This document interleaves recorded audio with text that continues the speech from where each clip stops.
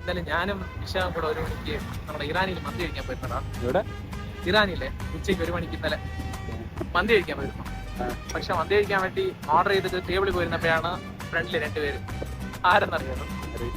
ഒന്ന് നിന്റെ ആള് അശ്വതി അച്ചു, അവളുടെ കൂടെ ആണെങ്കിലോ മറ്റേ അവളുടെ അരവട്ട അളിയൻ, മറ്റേ വേട്ടാവളിയൻ കസിൻ ഉണ്ടല്ലോ, രാഹുൽ പി നായർ,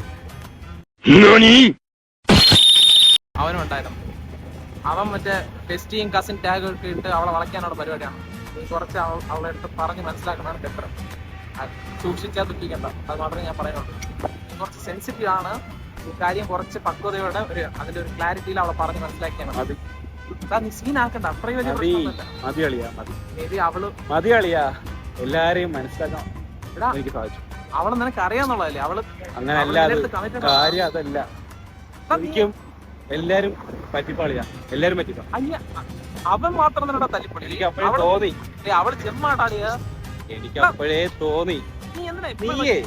നീ ഇന്നലെ വന്ന വിശാഖിന്റെ ഒപ്പം മന്തി അടിക്കാൻ പോയി, അത് ഇറാനിയില്, എന്നെ കൂട്ടാണ്ട്.